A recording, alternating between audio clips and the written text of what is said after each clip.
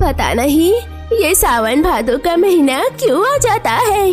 जब भी ये बारिश का महीना आता है हम गरीबों की परेशानी बढ़ा देता है। लाडो बहू, अरे ओ लाडो बहू, पता नहीं ये लाडो बहू कहाँ चली गई। मैं यहाँ हूँ माँ जी, आंगन में। देखिए माँ जी, हमारे आंगन में कितने सारे फूल खिले हैं। मैं सोच रही हूँ माँ जी कि इन फूलों को गूंथ कर हमारी झोपड़ी को सजा दूं, ताकि देवर जी की शादी में हम गरीबों की झोपड़ी में थोड़ी रौनक आए। अपनी गर्भवती बहू लाडो की इस बात पर मीनू भरी आँखों से कहती है, जो तुझे ठीक लगे कर दे बहू। वैसे भी एक गरीब की घर की शादी तो ऐसे ही होती है। और जल्दी से अंदर आजा, टूना को हल्दी भी लगानी है। पूरा परिवार टूना को हल्दी लगाता है। देवर जी, आपके भाभी होने के नाते मैं भगवान से बस यही मांगती हूँ कि ये हल्दी का शुभ रंग आपकी जिंदगी को खुशियों से भर दे। शुक्रिया लाडो भाभी। लाडो के बाद उसके परिवार के सभी चिड़िया टूना को हल्दी लगाते हैं। तभी लाडो के ससुर आ जाते हैं। अजी, सभी को शादी का न्योता दे आए आप। हे भगवान, सभी को शादी का न्योता तो दे आया, मगर गिने चुने चिड़िया ही हम गरीबों की शादी में आएंगे, क्योंकि हम झोपड़ी में रहते हैं। इसीलिए सभी चिड़िया हम लोग की शादी में नहीं आना चाहते। कोई बात नहीं बाबूजी। अगले दिन बहुत ही कम चिड़ियों के साथ बारात दुल्हन के घर आती है, जहाँ टूना और टूनी की शादी हो जाती है और टूनी बहू बनकर ससुराल आ जाती है। लाडो बहू, जाकर आरती की थाली ले आ। जी माँ जी। ये लो माँ। टूनी बहू, आओ आओ, घर के अंदर आओ। टूनी का ससुराल यूँ तो टूटी फूटी झोपड़ी थी, मगर गरीबी में भी उसके ससुराल वाले रूखी सूखी रोटी भी मिल बांट कर खाते थे। रात बहुत हो चुकी है, चलो अब सभी सो जाओ। तभी टूनी और लाडो सोने के लिए सूखी घास को लाकर बिछा देते हैं, मगर उस झोपड़ी में जगह कम होने के कारण किसी न किसी को रात जागकर काटनी पड़ती थी। बेचारे लोग सोने की तैयारी ही कर रहे होते हैं, तभी मौसम खराब हो जाता है और जोर जोर से बादल गरजने लगते हैं। लगता है बहुत जोरों से बारिश होगी, तुम सभी सो जाओ, मैं जागती हूँ। वैसे भी मुझे नींद नहीं आ रही। हे ऊपर वाले, भगवान के लिए आज हमारी छत में मत बरस।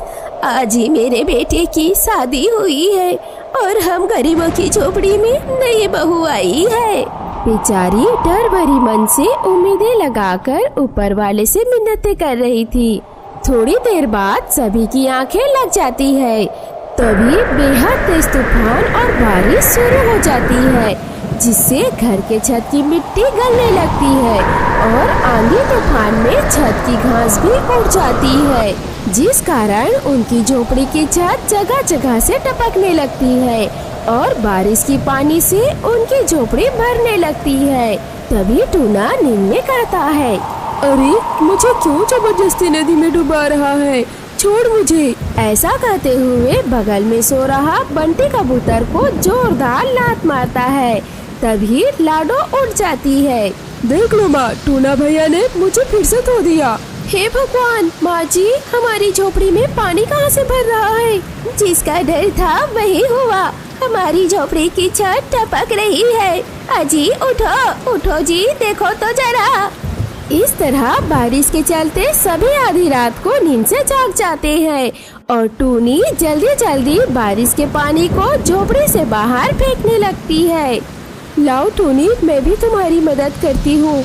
नहीं लाडो भाभी, आप माँ बनने वाली हो, बस एक तरफ बैठ जाइए, मैं कर लूँगी।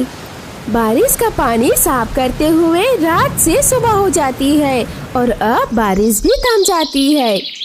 बारिश थम गई है, चल भाई काम पर चलते हैं। आज हमें उस घर को बनाकर पूरा करना है और छबाई भी करनी है, नहीं तो कालू सेठ हमें काम से निकाल देगा और 2 वक्त की रोटी कमाने में भी आफत आ जाएगी। टूना जी रुकिए, मैं चाय बना देती हूँ। टूनी चाय बनाकर दोनों को दे देती है। टूना और बंटी कबूतर ज्यादा पढ़े लिखे नहीं थे, इसीलिए 2 वक्त की रोटी कमाने के लिए दिहाड़ी मजदूरी का काम करते थे। दोनों भाइयों ने अब तक न जाने कितने घर और फैक्ट्रियां बना चुके थे, लेकिन अपने परिवार के लिए पक्का घर नहीं बना सके। बस थी तो सिर छुपाने के लिए टूटी फूटी झोपड़ी।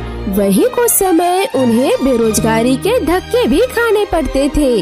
दोनों भाई काम पर जाकर काम करते, तभी अचानक फिर से जोरों से बारिश शुरू हो जाती है। उन दोनों को बार बार उनकी कच्ची झोपड़ी की चिंता सता रही थी। बंटी, तू देख रहा है भाई, बारिश कितनी जोरों से हो रही है। कहीं हमारी झोपड़ी टूट न जाए, वरना हमारी पत्नियां, माँ बाबू बेघर हो जाएंगे। भैया, मेरे पास एक रास्ता है, क्यों ना हम यहाँ से थोड़ी सीमेंट चुरा कर घर ले चले और झोपड़ी की छत को पक्का कर ले। छत छिन जाने के डर से टूना और बंटी एक बोरी में सीमेंट भरने लगते हैं। तभी कालू सेठ उन्हें चोरी करते देख लेता है। अरे बेईमान कामचोर, कालू सेठ से होशियारी है। ये सीमेंट की चोरी तुम दोनों को बहुत महंगी पड़ेगी। अरे ओ, बाहर फेंक दो इन दोनों को, अब तुम्हें 1 रुपया भी नहीं मिलेगा। और अगर आज के बाद यहाँ दिखाई दिए ना, तो तुम दोनों के टांगे तोड़वा कर कबाब करवा दूंगा। ऐसा मत करो सेठ, ऐसा मत करो, हमारी मेहनत मजदूरी दे दो। कालू सेठ उनकी एक नहीं सुनता और मार पीट कर उन्हें भरी बारिश में सड़क पर फेंक देते हैं। वहीं दूसरी तरफ बारिश के चलते टूनी की झोपड़ी का छत टूट जाती है। बेचारी मीनू चिड़िया छत पर चढ़कर जैसे तैसे झोपड़ी ठीक करती है, लेकिन कच्ची छत बारिश की मार सह नहीं पाती और उनकी झोपड़ी पूरी तरह से ढह जाती है। दोनों भाई घर वापस आते हैं तो देखते हैं कि सभी बारिश में भीग रहे होते हैं। टूना जी, आप आ गए। देखिए ना, हम बेघर हो गए, हमारी झोपड़ी टूट गई। क्यों ऊपर वाले, क्या लिखा है तुमने हम गरीब की किस्मत में? पहले तो हम दोनों भाइयों की रोजी रोटी छीन ली और अब हमारी छत भी छीन लिया। अजी, क्या कह रहे हैं आप? लाडो, हमारा काम छूट गया। बंटी कबूतर सभी को सारी बात बताता है। अपने ससुराल वाले की हिम्मत हारता देख टूनी कहती है, माँ जी, बंटी भैया, टूना जी, माना कि हमारे पास ईंट खरीदने के लिए पैसे नहीं है, मगर सच तो ये है कि घर पैसे से नहीं परिवार से बनता है। हम इस घास से घर बनाएंगे जिसे कोई आंधी तूफान तोड़ नहीं पाएगा। टूनी की बातें उनके गरीब ससुराल वालों की हिम्मत को नए हौसले से भर देती है और जहाँ टूना और बंटी लकड़ियाँ काट कर इकट्ठा करते हैं, तो वहीं टूनी, लाडो और उसकी सास तीनों मिलकर घास इकट्ठा करते हैं। लाडो दीदी, जब तक हम झोपड़ी नहीं बना लेते तब तक आप इस पेड़ की छांव में बैठिए। आपका बारिश में भीगना आपके और आपके होने वाले बच्चे के लिए ठीक नहीं है। माँ जी, आप लाडो दीदी के पास ही रहिए। टूनी बारिश में भीगते हुए झोपड़ी बनाना शुरू करती है। वहीं टूना और बंटी मजबूत लकड़ियों से पिलर बनाते हैं। आंधी तूफान जैसे बार बार घास फूस को बिखरा कर उन गरीबों के हौसलों को तोड़ने की कोशिश करती है। रह कर बिजली चमकती और बादल गरजते, मगर सुबह से रात होने तक बारिश में भीगते हुए तीनों झोपड़ी बना लेती है और झोपड़ी के चारों ओर तिरपाल बांध लेते हैं, जिससे बारिश की एक भी बूंद उनकी झोपड़ी में नहीं आती। माँ जी, बाबूजी, लाडो दीदी, चलिए सभी झोपड़ी के अंदर चलिए। झोपड़ी के अंदर आकर टूनी के ससुराल वाले के चेहरे खुशी से खिल उठे। टूनी, तुम तीनों ने तो मिलकर बहुत बड़ी झोपड़ी बनाई है, अब हम में से किसी को रात भर जागना नहीं पड़ेगा। सुना था कि बहुएं ससुराल के घर आंगन में लक्ष्मी का रूप बनकर आती है, मगर टूनी बहू, तुझे देखकर ऐसा लग रहा है जैसे हम गरीबों की झोपड़ी में ऊपर वाले का भेजा कोई फरिश्ता हो। वरना जब हम बेघर होकर सड़क पर आ गए थे तो तू अपने घर भी जा सकती थी। माँ जी, मैं इस घर की बहू हूँ और बहू का संसार उसके ससुराल से ही तो होता है, और विदाई के वक्त पिताजी ने कहा था, शादी के बाद ससुराल का सुख दुख बहू का भी सुख दुख होता है। टूनी की बातें उनके ससुराल वालों के दिल छू लेती है और वे सभी अब एक साथ खुशी खुशी रहते हैं। अरे वाह भाई वाह, क्या गाजर का हलवा बनाया है। अरे खाकर तो मजा ही आ गया। जहाँ एक तरफ गरीब मजदूर चिड़िया कड़कड़ाती ठंड में खेतों में काम कर रहे होते हैं, वहीं दूसरी ओर खेत के मालिक कालू कौवा गद्दे पर बैठकर गाजर का हलवा खा रहा था। उसी में से एक मजदूर था टूना, जो ठंड में कपकपाए जा रहा था। आज तो बड़ी ठंड है, ऐसा लग रहा है जैसे शरीर का खून जम जाएगा। तभी सेठू से चिल्लाकर बोलता है, अरे ओ टूना, बाप की बारात में आया है क्या? वहाँ सारे काम कर रहे हैं और तू मस्ती मार रहा है। मालिक बहुत सर्दी है, हाथ पांव सोने हो गए हैं और स्वेटर भी नहीं है। तो कमा कर करता क्या है? रोज रोज ऐसे बिना स्वेटर के आ जाता है। रोज दिन के 70 रुपए दिहाड़ी से क्या होता है मालिक? उससे मेरे परिवार का पेट भी नहीं भरता। ये दुखड़ा मेरे आगे मत रो। ज्यादा पैसे चाहिए तो कहीं और जाके काम देख ले। ये गरीब टूना की मजबूरी थी, जो रोजों से भूख और रोटी के लिए वहाँ खींच लाती थी, क्योंकि वो जानता था इस दुनिया में उसके जैसे ना जाने कितने लोग काम के भूखे बैठे हैं। दिन भर भटकने के बदले दिहाड़ी के 70 रुपए से दाल चावल खरीदता था। लगता है आज आसमान से आफत बरसने वाली है, इतनी जोर जोर से गरज रहा है। तभी बारिश आ जाती है और टूना भीग जाता है। वह कांपते ठिठुरते अपने झोपड़ी में लौटता है, जहाँ उसके बूढ़े माँ बाप, एक बेटी और पत्नी भूखे उसका राह देख रहे थे। मम्मा देखो, पापा आ गए। माँ, बहुत ठंड लग रही है, कुछ ओढ़ा दो ना। सुबह तक टूना का शरीर तेज बुखार से तपने लगता है और कई दिन काम पर न जाने की वजह से घर में दाने दाने के लाले पड़ जाते हैं। तभी गांव में गाजर का हलवा बेचने वाला आता है। गाजर का हलवा खा लो भैया, शुद्ध घी से बना, खोया पिस्ता बादाम काजू वाला गाजर का हलवा खा लो। आओ आओ हलवा खा लो, गर्मा गर्म हलवा। माँ, दादी माँ, मुझे भी गाजर का हलवा खाना है। देखो सब बच्चे खा रहे हैं। हलवे के लिए कुकू को ललकता हुआ देख टूनी का मन दुख से भर जाता है। कुकू बेटा, दादी माँ और माँ के पास अभी पैसे नहीं है। जब पैसे आएंगे तो मैं बना दूंगी हलवा। बहू, जब तक टूना ठीक था पूरे परिवार को अकेले कमा कर खिलाता था। घर में एक दाना भी नहीं है। ऐसे में अब हाथ पर हाथ धरे घर में बैठने से कुछ नहीं होगा, हमें ही कुछ करना पड़ेगा। हाँ माँ जी, आप ठीक कह रही हैं। वैसे भी हम गरीब जिस दिन कमाते हैं उसी दिन खा पाते हैं, वरना इस दुनिया में तो गरीब को कोई एक रोटी भी देने वाला नहीं। दोनों सास बहू इस कड़कड़ाती ठंड में मजबूरी में काम ढूंढने निकलते हैं, जहां उन्हें एक चिड़िया के यहाँ खाना बनाने का काम मिल जाता है। उनकी मालकिन बहुत ही खड़ूस थी। वो दोनों से हर काम में पीछे पीछे लगकर काम करवाती थी। अरे ओ टूनी, ये कैसे पोछा लगाया है तूने? अभी भी कचरा सोफे के नीचे पड़ा है। चल फिर से पोछा लगा पूरे घर में। पर मालकिन, अभी तो मैंने पोछा मारा है और पानी भी बर्फ जैसा ठंडा है। अब फिर से दोबारा पोछा। हाँ तो पैसे भी तो दे रही हूँ, फ्री में थोड़ी लगवा रही हूँ। बेचारी टूनी दूसरी बार पोछा मारती है। पानी एकदम बर्फ जैसा ठंडा होता है, जिसकी वजह से उसके पंख अकड़ जाते हैं। टूनी, अरे ओ टूनी। जी मालकिन। ये लो गाजर और एकदम साफ सुथरे तरीके से गाजर का हलवा बना दो। घी, काजू, बादाम, सोया, पिस्ता सब रसोई में रखा है। टूनी और उसकी सास मिलकर गाजर का हलवा बना देती है। हलवे की खुशबू से उन दोनों का मन भी ललच जाता है। ठंड में गाजर का हलवा खाने का मन किसे नहीं करता, पर गरीब को तो हर रोज 2 वक्त की रोटी भी नसीब नहीं होती। ऐसे ही दिन बीतते हैं और अचानक एक दिन गोरी कौवी दोनों को काम से निकाल देती है। ऐसे में टूनी और उसकी सास चिंतित हो जाते हैं।